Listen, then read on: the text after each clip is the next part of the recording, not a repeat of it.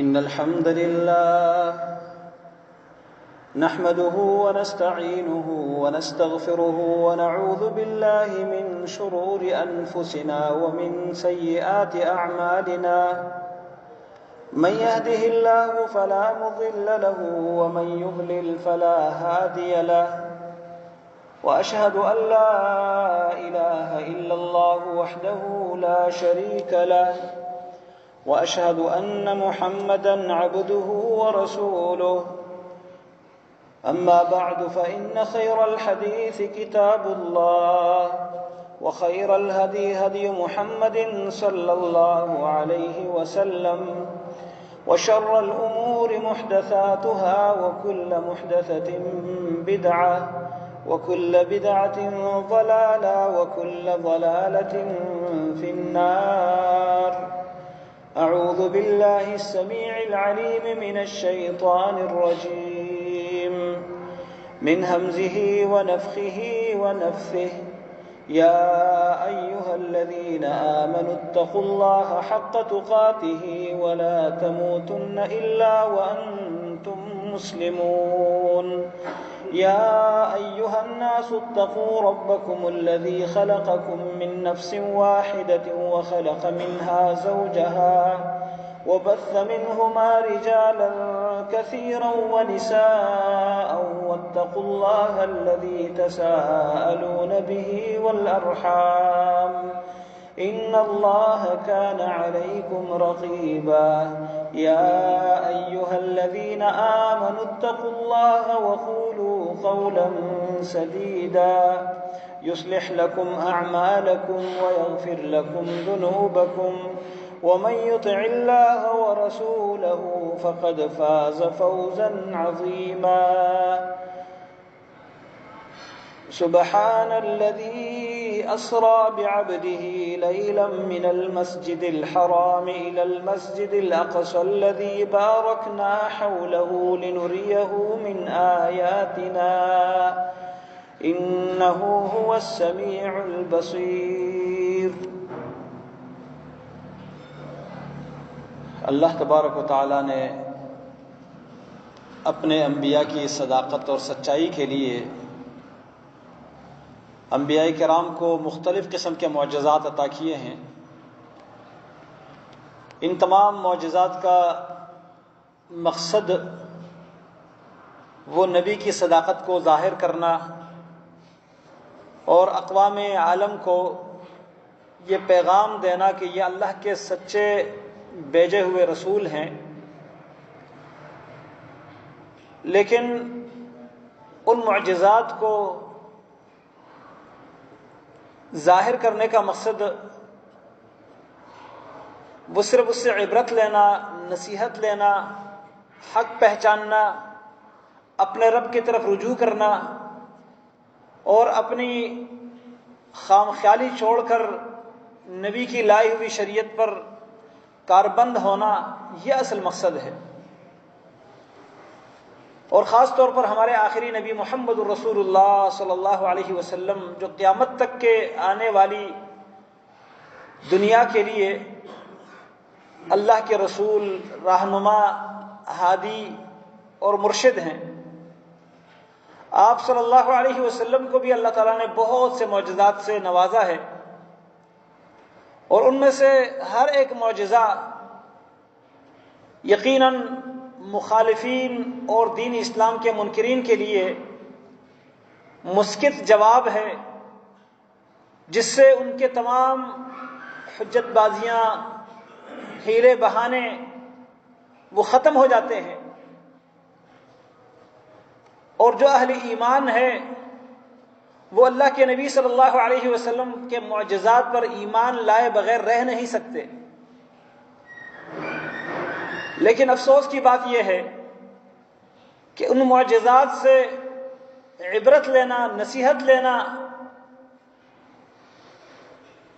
جو مقصد تھا وہ چھوڑ کر ہم دیگر خرافات میں پڑ گئے ہیں اور دین اسلام کے اندر وہ چیزیں ہم نے داخل کر دی ہیں جن کو دین اور شریعت سمجھ کر ہم کرتے ہیں، جن خرافات کا دین اسلام سے دور کا بھی کوئی تعلق اور واسطہ نہیں ہے۔ ان خرافات میں سے ایک ہمارے اس دور میں جو عام طور پر کیا جاتا ہے بہت سے علاقوں میں، اور خاص طور پر ہمارے بر صغیر میں، پاک و ہند میں، وہ ہے شب معراج منانا۔ شب معراج یعنی معراج والی رات۔ جہاں تک معراج کے واقعے کا تعلق ہے تو یہ اللہ رب العالمین کے قرآن سے ثابت ہے۔ اللہ کے نبی صلی اللہ علیہ وسلم کی متواتر ایسی احادیث جن کو جٹلانا ممکن نہیں ہے، ایسی احادیث سے ثابت ہے۔ لیکن اس واقعے کی تاریخ اور جس رات یہ واقعہ پیش آیا، اس واقعے کے تعین کے طور پر کوئی ایک دلیل نہ قرآن میں ہے نہ حدیث میں ہے جس میں یہ بتایا گیا ہو کہ یہ فلان تاریخ اور فلان رات کو پیش آنے والا واقعہ ہے۔ اتنا ضرور ہے کہ یہ مکی دور میں رسول اللہ صلی اللہ علیہ وسلم کی بعثت کے 12ویں سال یا 13ویں سال کے شروع میں پیش آیا ہے، جس سال رسول اللہ صلی اللہ علیہ وسلم نے اپنی دعوت برسر عام مختلف قبیلوں کے سامنے پیش کی۔ عکاظ، ذو المجاز، مجنہ، یہ 3 بڑے بڑے میلے لگتے تھے، ان میلوں میں آپ نے اپنی دعوت پیش کی۔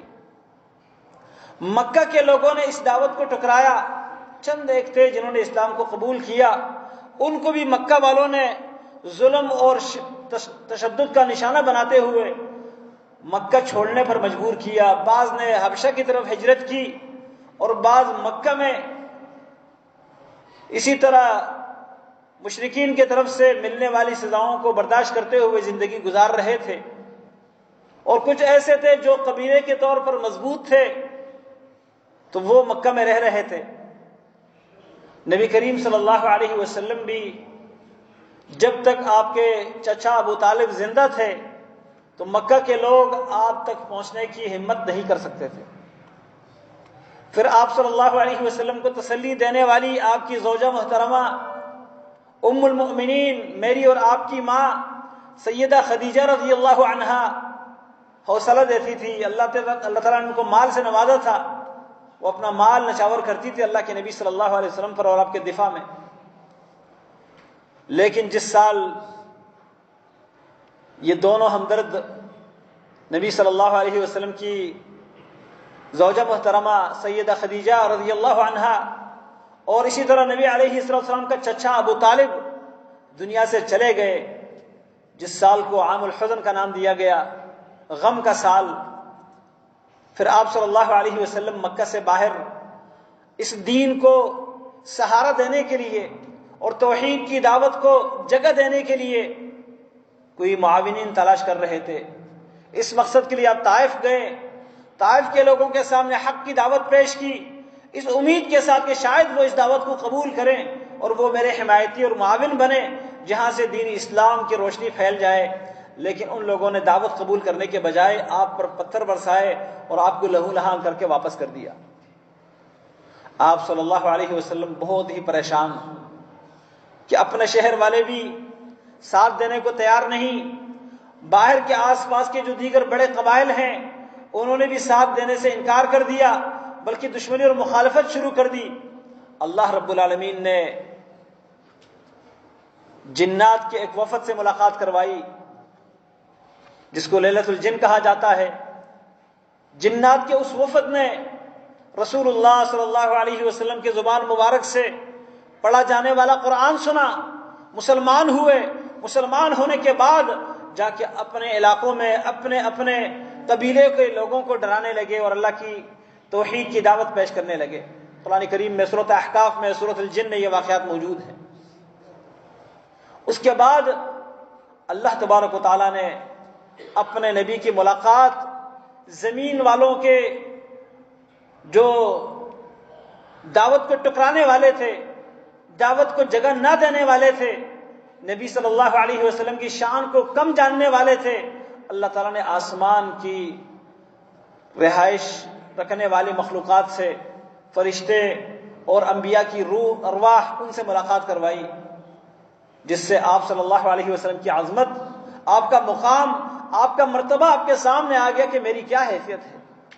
اگر زمین والے آپ صلی اللہ علیہ وسلم کی قدر نہ کرے تو آپ کی قدر تو آسمانوں پر موجود ہے، آپ کی قدر تو جنات بھی کرتے ہیں، آپ کا احترام تو آسمان کے فرشتے بھی کرتے ہیں۔ آپ کے سواری کے لیے جس سواری کو، جس جانور کو بھیجا گیا ہے، براق، نبی علیہ السلام فرماتے ہیں جب میں اس پر سوار ہوا، پہلے تو وہ بدک رہا تھا، لیکن جب جبریل نے کہا کہ براق تیرے اوپر اس وقت محمد کریم صلی اللہ علیہ وسلم سواری کر رہے ہیں، اس سے پہلے اور نہ ہی اس سے بعد کوئی اس سے زیادہ معزز سوار شخص آپ کے اوپر سوار ہو سکا اور نہ ہو سکے گا۔ کہتے جب جبریل کی آواز سنی تو وہ جانور پسینہ پسینہ ہو گیا، اس کے جسم سے پسینے ٹپکنے لگے۔ یہ اللہ تعالیٰ نے دکھایا کہ میرے نبی کا کیا مقام ہے۔ جو مخالفت کرنے والے ہیں، جو آپ کو مٹانے والے ہیں، آپ کی دعوت کو دبانے والے ہیں، ان کو یہ بات سمجھ لینی چاہیے کہ یہ محمد صلی اللہ علیہ وسلم کوئی عام انسان نہیں، یہ اللہ کے سچے رسول ہیں۔ آپ صلی اللہ علیہ وسلم کو اللہ نے وہ شان، وہ مرتبہ عطا کیا ہے، وَرَفَعْنَا لَكَ ذِكْرَكَ۔ آپ صلی اللہ علیہ وسلم اس زمین پر بھی قابل احترام ہے، انسانوں کے ہاں بھی قابل احترام ہے، اور جو نہ چاہتے ہوئے بھی آپ کی دعوت کو نہیں مانتے ان کو بھی احترام کرنا پڑے گا، اور بعد میں وہ دن ان لوگوں کو دیکھنا پڑا۔ اللہ اکبر۔ اور پھر آسمانوں میں بھی آپ کا یہ مقام ہے، جس آسمان کے دروازے کو کھلوانے کے لیے جبریل آواز دیتے ہیں، دستک دیتے ہیں، آواز آتی ہے، جو چوکیدار ہے آسمان کے دروازے کا کہتا ہے کون ہے؟ جبریل کہتے ہیں میں جبریل ہوں۔ ساتھ کون ہے؟ محمد ہے صلی اللہ علیہ وسلم۔ فوراً دروازہ کھول دیتے ہیں اور مرحبا، اہلاً و سہلاً، خوش آمدید، یہ الفاظ کہہ کر استقبال کرتے ہیں، اور تمام آسمانوں سے اوپر سدرۃ المنتہا تک آپ کو لے جایا جاتا ہے۔ یہ جو مکہ سے آپ کا سفر ہے رات کے ایک حصے میں، بیت المقدس تک، اس سفر کو سفر اسراء کہا جاتا ہے۔ اسراء، اس کا ذکر سورۃ الاسراء کے اندر موجود ہے۔ اللہ تعالیٰ کا ارشاد ہے سبحان الذی اسریٰ بعبدہ لیلا من المسجد الحرام الی المسجد الاقصی الذی بارکنا حولہ لنریہ من آیاتنا انہ هو السمیع البصیر۔ پاک ہے وہ ذات جو اپنے بندے کو لے گیا، جس نے اپنے بندے کو سیر کروائی، لیلاً، رات کے کچھ حصے میں، من المسجد الحرام، مسجد حرام سے، مکہ مکرمہ سے۔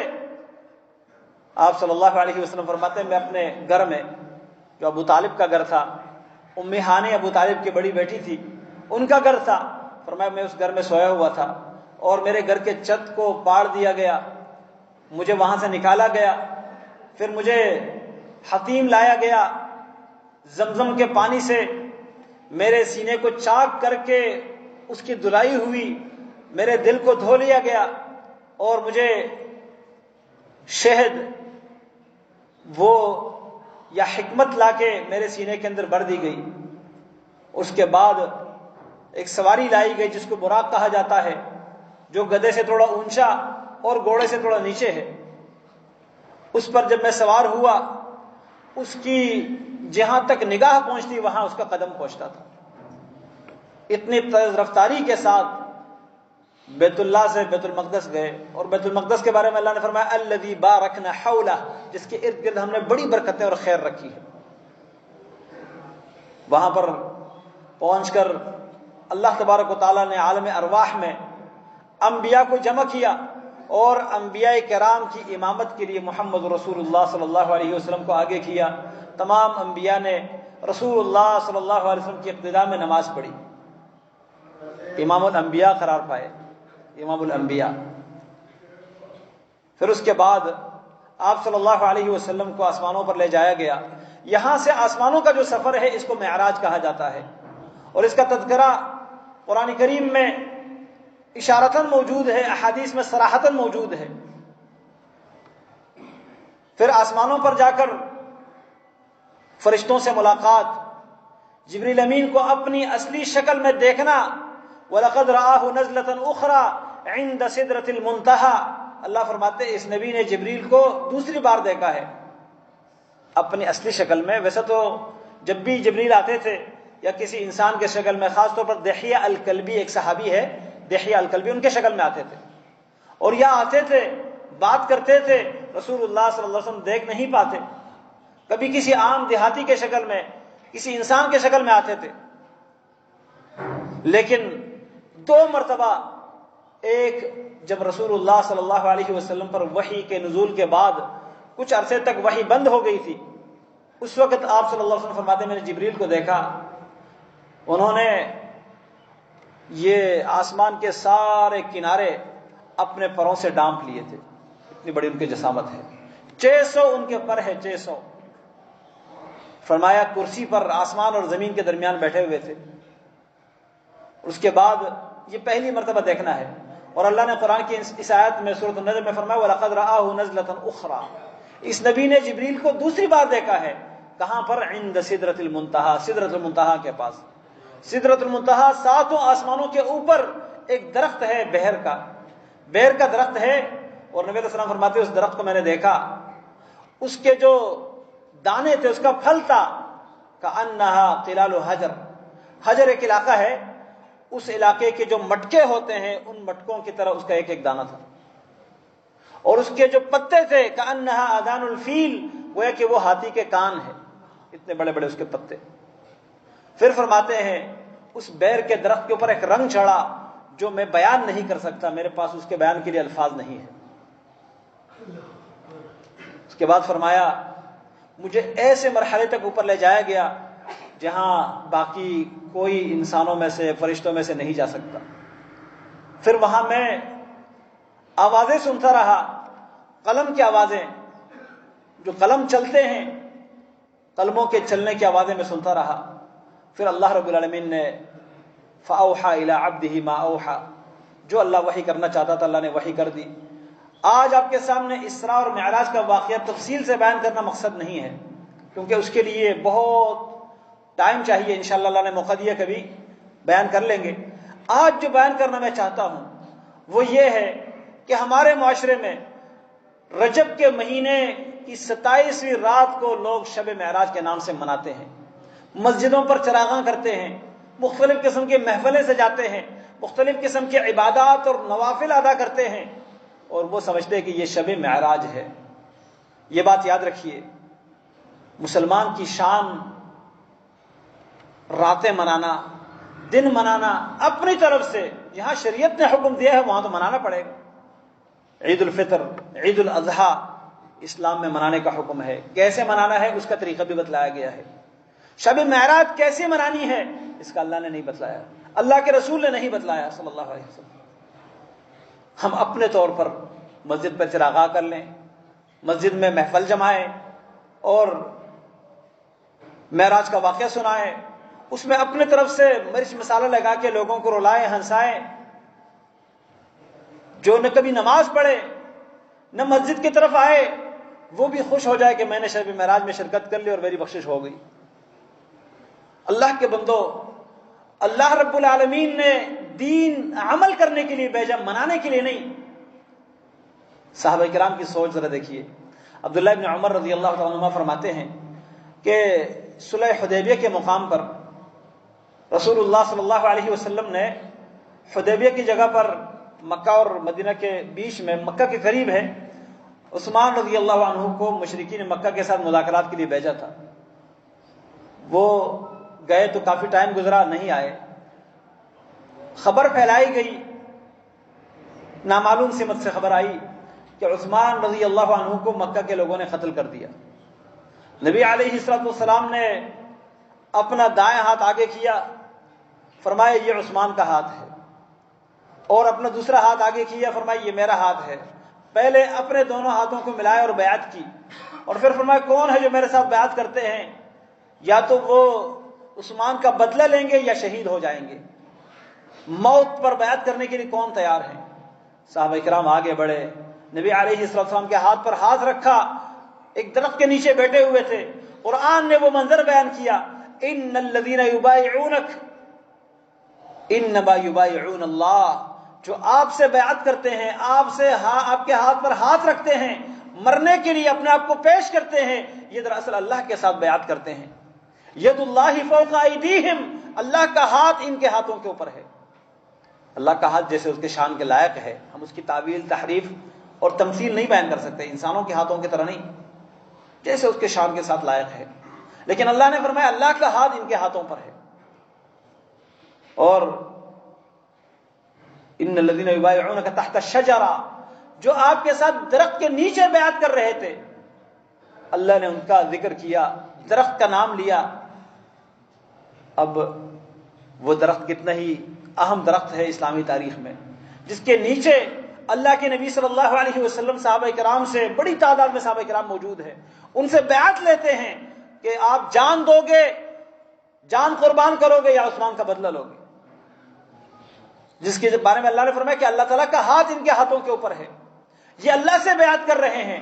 عبداللہ ابن عمر فرماتے، صحیح بخاری کی روایت ہے کہ ہم اگلے سال گئے، عمرۃ القضاء والے سال، کیونکہ اس سال تو جانے نہیں دیا تھا مکہ کے مشرکین نے، معاہدہ ہو گیا کہ چلے اگلے سال جائیں گے، اور تلواریں اپنے نیام کے اندر بند کر کے جائیں گے، اور بھی بہت ساری باتیں ہوئی ان شرائط کے اندر۔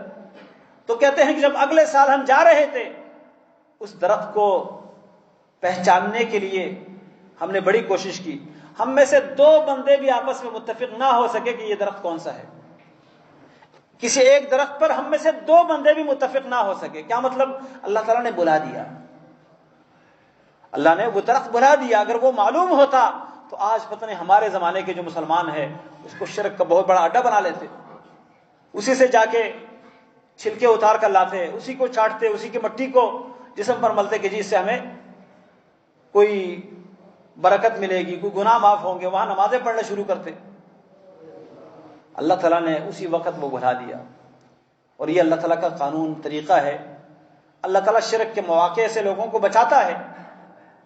رسول اللہ صلی اللہ علیہ وسلم کے قبر مبارک کو اگر اسی طرح کسی کھلی جگہ پر بنایا جاتا، عائشہ رضی اللہ عنہا فرماتی ہے کہ نبی علیہ السلام کو جب آخری بیماری میں ہم نے دیکھا، آپ صلی اللہ علیہ وسلم شدتی تکلیف میں اپنا ہاتھ پانی کے ایک برتن میں ڈال رہے ہیں اور اپنے چہرے پر ہاتھ پھیر رہے ہیں، اور فرماتے ہیں لعن اللہ الیہود والنصارى اتخذوا قبور انبیائہم مساجدا، اللہ یہود اور نصارہ پر لعنت کر دے، انہوں نے اپنے انبیاء کی قبروں کو سجدگاہ بنا لیا۔ یحذر مما صنعوا، جو کام انہوں نے کیا اس سے اپنی امت کو ڈرا رہے ہیں۔ اور عائشہ رضی اللہ عنہا فرماتی ہے اگر یہ بات نہ ہوتی کہ نبی علیہ السلام نے دعا کی ہے اللہم لا تجعل قبری وثنا یعبد، اے اللہ میری قبر کو بت نہ بنانا جس کے لوگ پوجا کریں، فرمایا اگر یہ دعا نہ ہوتی لأبرز قبرہ، تو نبی علیہ السلام کی قبر کو کھلی جگہ پر بنایا جاتا، کھلی جگہ پر جہاں ہر آدمی کی رسائی ہو۔ لیکن گھر کے اندر، حجرہ کے اندر بنائے جانے کا مطلب یہ ہے کہ آپ صلی اللہ علیہ وسلم کی قبر کو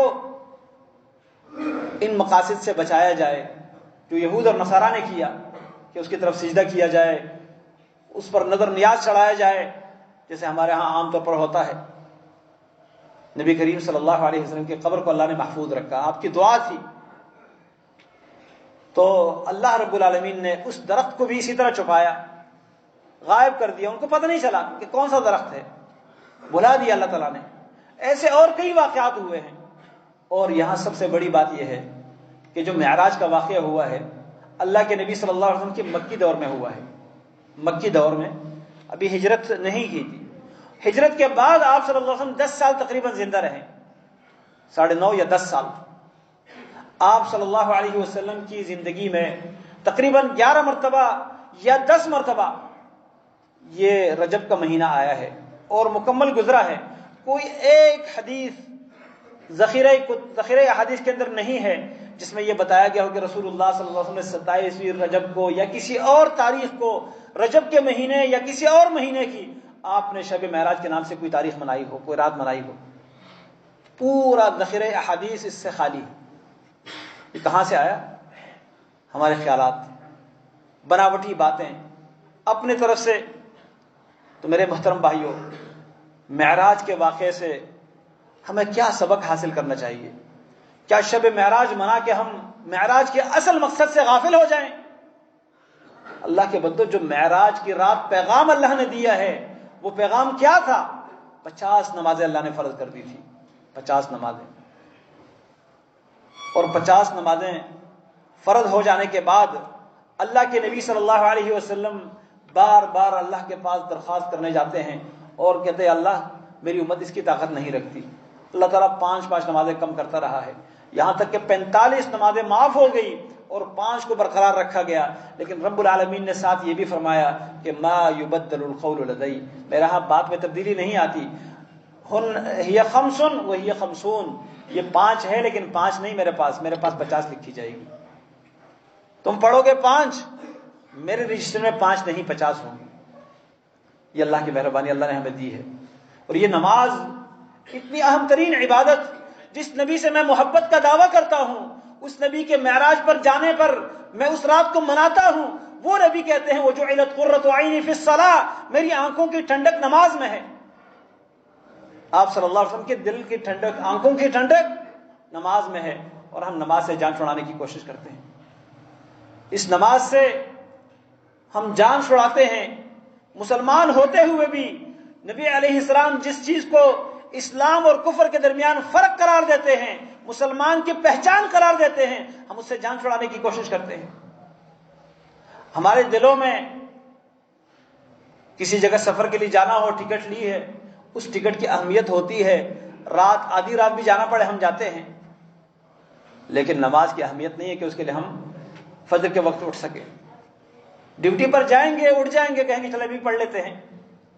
اور یہ بھی بہت کم لوگ ہوتے ہیں جو ڈیوٹی پر جانے سے پہلے نماز پڑھ لیتے ہیں۔ کچھ تو کہتے ہیں اب رہ گئی، اب کیا پڑھ سکتے ہیں۔ پھر مرنے کے بعد کہتے ہیں جی ابھی اس کی کتنی نمازیں رہ گئی ہوگی، ذرا حساب کتاب لگا لیں، فدیہ دے دیں۔ ایسے فدیے اللہ تعالیٰ کے ہاں کوئی فائدہ نہیں دیتا۔ نماز چھوڑنے کی گنجائش نہیں ہے مرد کی زندگی میں، عورت کی زندگی میں چھوڑنے کی گنجائش ہے، ان کو دوبارہ پڑھنے کا حکم اللہ نے نہیں دیا۔ جو چھوٹی ہوئی نمازیں ہیں حیض کے ایام میں، ماہواری کے دنوں میں، ولادت کے بعد نفاس کے ایام میں، جس عورت کی نماز رہ جاتی ہے اللہ نے نہیں کہا کہ بعد میں پڑھو، معاف ہے۔ روزے رہ گئے، اللہ نے روزوں کو پورا کرنے کا حکم دیا ہے کہ بعد میں رکھو۔ لیکن خواتین کے لیے مخصوص ایام میں جو نماز معاف تھی وہ معاف ہے۔ مردوں کے لیے ہمارے حیرت ہوتی ہے، حیرت، بہت سارے نوجوان نماز کا کہتے میرے کپڑے ناپاک ہیں۔ بھائی کیا ہو گیا؟ مسلمان بھی کبھی ناپاک ہوتا ہے؟ اللہ تعالیٰ نے پاک ہونے کا طریقہ بتلایا ہے۔ اس لیے جو معراج کا تحفہ ہے وہ ہم نے ٹکرا دیا اور معراج کی رات مناتے ہیں۔ معراج کی رات اللہ کے نبی صلی اللہ علیہ وسلم کو جو مقام ملا، اس مقام سے ہم غافل ہیں۔ اللہ کے نبی صلی اللہ علیہ وسلم کی شان، آپ کا مقام، آپ کا مرتبہ، کہ آپ آسمانوں پر بھی عزت رکھتے ہیں، دنیا میں بھی آپ کی عزت ہے، ہم وہ عزت آپ کو نہیں دیتے۔ اپنے کسی سیاسی پارٹی کے لیڈر کو وہ عزت دیتے ہیں، اپنے دوست کو عزت دیتے ہیں، دنیا کے مال کو عزت دیتے ہیں، لیکن اللہ کے نبی صلی اللہ علیہ وسلم کو وہ عزت نہیں دیتے۔ اپنے عملی زندگی میں ہم دیکھیں، ایک طرف اللہ کے نبی کا حکم آتا ہے، دوسری طرف میری خواہش ہوتی ہے، دوسری طرف میرے کسی دوست کی بات ہوتی ہے، دوسری طرف میرے کسی لیڈر کی بات ہوتی ہے، اس پر تو میں جان نچھاور کرتا ہوں، لیکن نبی کی بات پر کوئی مجھے توجہ ہی نہیں ہے۔ مجھے لوگوں کے واقعات، لوگوں کی باتیں، لوگوں کی سیرت اور تاریخ بڑی یاد ہوتی ہے۔ جو فلمی اداکار ہیں، کوئی کھلاڑی ہیں، ان کے حالات مجھے یاد ہیں۔ میرے نبی کے بارے میں، آپ کے خاندان کے بارے میں، آپ کے صحابہ کرام کے بارے میں مجھے نہیں پتا۔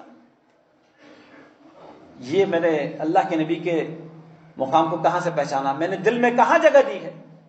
اللہ کے نبی صلی اللہ علیہ وسلم معراج پر گئے، بہت بڑا معجزہ ہے، لیکن اس معجزے کا اصل مقصد کیا ہے؟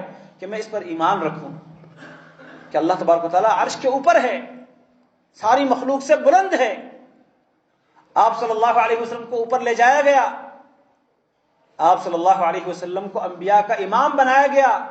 جب انبیاء اس نبی کی پیروی کرتے ہیں، انبیاء اس نبی کی اقتداء کرتے ہیں، تو میں اس نبی کو چھوڑ کر کسی اور کی اقتداء کیوں کروں؟ نماز میں انبیاء نبی کے پیروکار، اور ایک نبی آئیں گے جو نبی بن کر نہیں امتی بن کر آئیں گے، عیسیٰ علیہ السلام، وہ بھی محمد صلی اللہ علیہ وسلم کے امتی بن کر آئیں گے، اور اسی طریقے پر نماز پڑھیں گے جو محمد صلی اللہ علیہ وسلم کی نماز ہے، اسی طریقے کے مطابق وہ عبادت کریں گے جو محمد رسول اللہ صلی اللہ علیہ وسلم کا طریقہ عبادت ہے۔ اور آج میں نے دین کو ٹکڑوں میں تقسیم کر لیا، نبی صلی اللہ علیہ وسلم کا طریقہ مجھے معلوم ہی نہیں ہے، جو مجھے کسی دادی نے سکھایا، بوڑھے اماں نے سکھایا، اسی کو میں اپنا دین سمجھتا ہوں۔ میرا دین وہ ہے جو محمد رسول اللہ صلی اللہ علیہ وسلم آسمانوں سے لے کر آئے ہیں، جس پر آپ نے اپنی زندگی میں عمل کیا ہے۔ آپ صلی اللہ علیہ وسلم کی سیرت میں مجھے پوری یہ رہنمائی مل سکتی ہے اگر میں مطالعہ کر لوں، میں ڈھونڈ لوں، تلاش کر لوں۔ آپ کی زندگی میں رجب کا مہینہ بھی آیا ہے، آپ نے رجب کے مہینے میں کیا کیا؟ کیا 22 تاریخ کو آپ نے کنڈے منائے؟ آپ نے 27 رجب کو شب معراج منایا؟ آپ صلی اللہ علیہ وسلم کی زندگی میں محرم سے لے کر ذوالحج تک 12 مہینے آئے، آپ نے ان 12 مہینوں میں کس تاریخ کو، کس دن کو کیا کیا؟ یہ پورا آپ صلی اللہ علیہ وسلم کے زندگی کے حالات میرے سامنے ہیں، لیکن میں پڑھوں تو صحیح، میں جاننے کی کوشش تو کروں۔ میں تو جو میرے علاقے میں ہوتا ہے، میرے آس پاس میں ہوتا دیکھتا ہوں، میں کہتا ہوں بس یہی ہوگا دین۔ اس لیے میرے محترم بھائیوں، معراج یہ ایک بہت بڑا معجزہ ہے، اس پر ایمان رکھنا ایمان کا تقاضا ہے۔ ہمارے معاشرے میں کچھ لوگ ہیں جو اپنی ناقص عقل کو بنیاد بنا کر ان احادیث کو ٹکرا دیتے ہیں، کہتے نہیں یہ کیسے ہو سکتا ہے۔ مکہ کے مشرکین بھی یہی کہتے تھے، مکہ کے مشرکین نے جو انکار کیا تھا معراج کا، اس کی وجہ یہ تھی، اگر یہ کہا جاتا کہ خواب میں گیا ہوں، تو خواب میں جانے سے کوئی انکار کر سکتا ہے؟ خواب میں تو پتہ نہیں کہاں کہاں انسان جا سکتا ہے۔ خواب کی بات نہیں تھی، جسمن اور روحن، جسمانی طور پر، روحانی طور پر آپ صلی اللہ علیہ وسلم بدنی طور پر مکہ سے بیت المقدس گئے، بیت المقدس سے آسمانوں پر گئے، واپس آئے اور ابھی صبح نہیں ہوئی۔ اس بات کو وہ لوگ نہیں مانتے تھے۔ کیوں نہیں مانتے تھے؟ اس لیے کہ ان کے عقل کے خلاف تھی یہ بات۔ اور آج ہمارے معاشرے میں ایسے بدبخت لوگ بیٹھے ہوئے ہیں جو ان احادیث کو صرف اس لیے ٹکراتے ہیں کہ یار یہ تو عقل میں نہیں آنے والی بات، کیسے آسمانوں پر گئے؟ زمین آسمان کے درمیان ایسے ایسے گیسز ہیں جن سے گزر کر جانا ممکن نہیں ہے۔ بھائی آپ کے لیے ممکن نہیں ہوگا، رب کے لیے کون سا کام ناممکن ہے؟ یہ تو رب پر ایمان کے مخالف لوگ ہیں۔ تو میرے محترم بھائیوں، معراج کے واقعے پر ہمیں ایمان رکھنا چاہیے، اور اس سے جو ہمیں ملنے والے اسباق ہیں، کبھی اللہ نے موقع دیا انشاءاللہ میں تفصیل سے بات کروں گا اس کے اوپر، جو ہمیں خاص طور پر اللہ نے اس موقع پر تحفہ دیا ہے۔ 5 نمازیں جو اصل میں 50 تھی، وہ نمازیں ہمیں اہتمام کے ساتھ، پابندی کے ساتھ پڑھنی چاہیے، کیونکہ یہ رب العالمین کا تحفہ ہے۔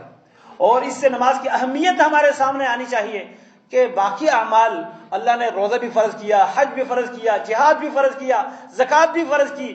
کیسے فرض کی؟ آسمان سے جبریل کو بھیجا اور نبی علیہ السلام کو پیغام دیا کہ میری طرف سے یہ پیغام دے، آپ کی امت کے لیے یہ چیزیں فرض ہیں۔ لیکن نماز کے لیے ایسا نہیں کیا۔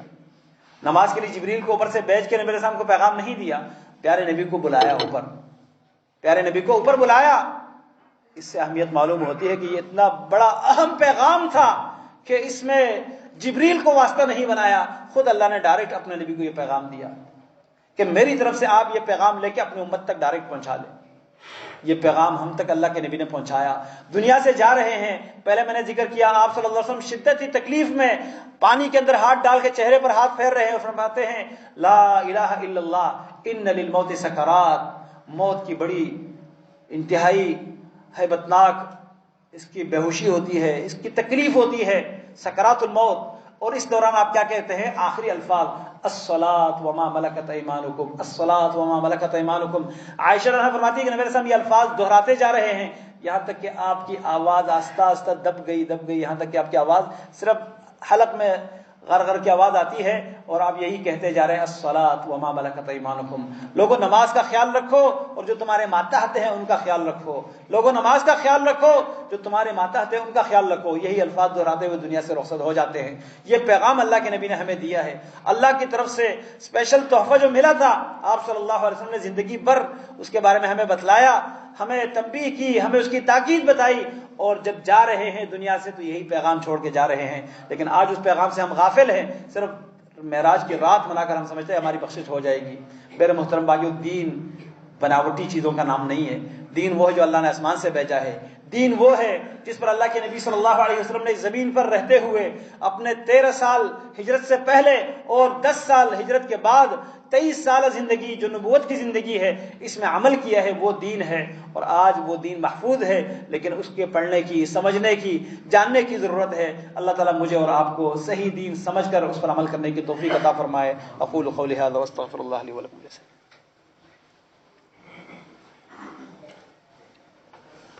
ان الحمد لله نحمده ونستعينه ونستغفره ونعوذ بالله من شرور انفسنا ومن سيئات اعمالنا، من يهده الله فلا مضل له ومن يضلل فلا هادي له، واشهد ان لا اله الا الله وحده لا شريك له، واشهد ان محمدا عبده ورسوله۔ یہ رجب کا مہینہ قرآن کریم میں جن مہینوں کو اللہ تعالیٰ نے اشہر الحرم کہا ہے، حرمت کے مہینے، منها اربعۃ حرم، ان میں سے ایک مہینہ ہے، حرمت والا مہینہ ہے، اس کا بڑا احترام ہے۔ مسلمانوں کو اس مہینے میں اقدامی جہاد یعنی کافروں پر حملہ کرنے میں پہل نہیں کرنا چاہیے، ہاں اگر وہ حملہ کرے تو پھر دفاع کر سکتے ہیں۔ اسی طرح اس مہینے کے بارے میں اللہ نے فرمایا کہ اپنے اوپر ظلم نہ کرو۔ کوئی بھی گناہ باقی مہینوں میں، باقی دنوں میں گناہ ہے، لیکن اس مہینے میں اور باقی حرمت کے مہینوں میں اس کی جو نحوست ہے اور اس کا گناہ ہے وہ مزید بڑھ جاتا ہے۔ لیکن اس مہینے میں 22 تاریخ کو رجب کے کنڈے بنانا اور اس کو جعفر صادق رحمہ اللہ کے کنڈے قرار دے دینا، یہ بھی بناوٹی چیزیں ہیں۔ اصل مسئلہ یہ ہے کہ 22 تاریخ رجب کی یہ معاویہ رضی اللہ عنہ جو کاتب الوحی ہے، مسلمانوں کے امیر ہیں، رسول اللہ صلی اللہ علیہ وسلم کے بے باک سپاہی ہے۔ جب مسلمان نہیں تھا وہ دور اسلام سے پہلے کا اکاؤنٹ نہیں ہوتا، اسلام لانے کے بعد، کلمۃ طیبہ پڑھنے کے بعد نبی علیہ السلام فرماتے ہیں الاسلام یہدم ما کان قبلھا، اسلام سے پہلے جو کچھ ہوا ہے وہ گر جاتا ہے، ختم ہو جاتا ہے اسلام لانے کے بعد۔ ہاں اگر انسان کفر کی حالت میں مر جائے، پہلے مسلمان تھا کافر ہو گیا العیاذ باللہ، مر جائے تو وہ جو اسلام لایا تھا وہ اسلام بھی ضائع اور پہلے جو گناہ کیے تھے وہ بھی کاؤنٹ ہوں گے۔ لیکن اسلام پر مرے تو وہ جو اسلام سے پہلے کیے ہوئے اعمال وہ سارے ختم اور اسلام کی زندگی نوٹ ہوگی۔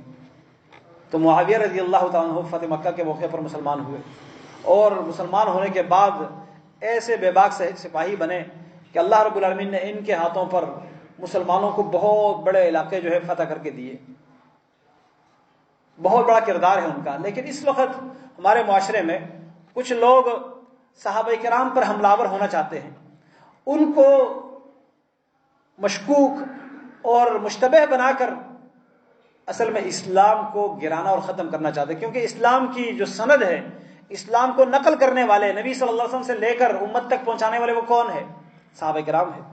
جب بیچ میں سے یہ چلے گئے اسلام کے روایت کرنے والے، اسلام کو نقل کرنے والے، جب پیغام پہنچانے والا، روایت پہنچانے والا، نقل کرنے والا قابل اعتماد نہ رہا تو اس پیغام پر کیا اعتماد ہو سکتا ہے؟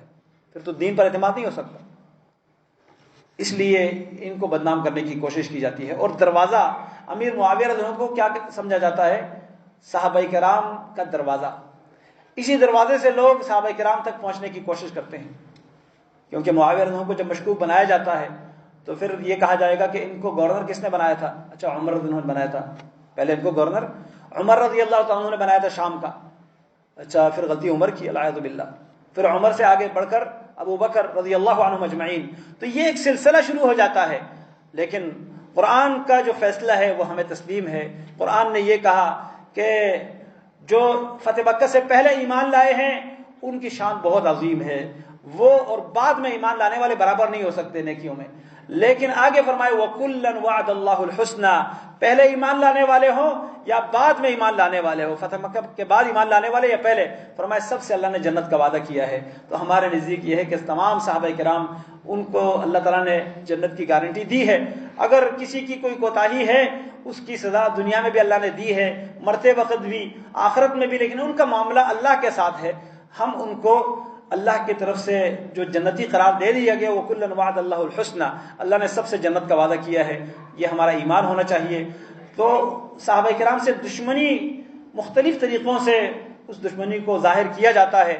معاویہ رضی اللہ عنہ کے وفات کا دن 12 رجب، اس کو بطور جعفر صادق کے کنڈوں کے نام سے منایا جاتا ہے. حالانکہ اس 22 رجب کو جعفر صادق کا کوئی بھی نہ پیدائش کا دن ہے، نہ وفات کا دن ہے، نہ کوئی اور، تو اس کے ساتھ ان کا کیا تعلق. لیکن ہم نے کہانیاں بنائی ہے، کنڈے بنا کر خوشی مناتے ہیں کہ معاویہ رضی اللہ عنہ اس دن فوت ہوئے ہیں. وہ ہمارے سروں کے تاج ہیں، رسول اللہ صلی اللہ علیہ وسلم کے بے باک سپاہی ہے، آپ کے وحی کے کاتب ہے، اور اس کے ساتھ ساتھ اللہ رب العالمین نے ان کو بہت بڑا اعزاز دیا ہے. وَكُلًّا وَعَدَ اللَّهُ الْحُسْنَى. اللہ تعالیٰ صحابہ کرام کی محبت ہمارے دلوں میں پیدا فرمائے. جو لوگ صحابہ کرام سے دشمنی رکھتے ہیں اللہ تعالیٰ ان کو ہدایت دے. اگر ہدایت ان کے نصیب میں نہیں ہے تو اللہ تعالیٰ ان کے زبانوں کو، ان کے ہاتھوں کو اللہ تعالیٰ مشل کر دے. اللہ تعالیٰ ان کی جو بولنے کی طاقت ہے، جو لکھنے کی طاقت ہے، اللہ تعالیٰ ان سے چھین لے. اللہ رب العالمین ان سے انتقام لے لے. اور اللہ تعالیٰ اپنے نبی کے صحابہ کرام کا دفاع جس طرح قرآن میں اللہ نے کیا ہے، اللہ تعالیٰ اسی طرح ہر دور میں اپنے صحابہ کرام کا دفاع کرتا ہے. اللہ تعالیٰ ان ظالموں سے انتقام لیتے ہوئے صحابہ کرام کا دفاع فرمائے. اللہ تعالیٰ ہمیں بھی صحابہ کرام کی دفاع کی توفیق عطا فرمائے. اللہ رب العالمین معراج کے واقعے پر سچا ایمان رکھنے اور اس کے تقاضوں کو پورا کرنے کے رب العالمین ہمیں توفیق عطا فرمائے. ربنا ظلمنا انفسنا وان لم تغفر لنا وترحمنا لنكونن من الخاسرين. ربنا آتنا في الدنيا حسنة وفي الآخرة حسنة وقنا عذاب النار. وصلى الله على نبينا محمد وعلى آله وأصحابه أجمعين برحمتك يا أرحم الراحمين.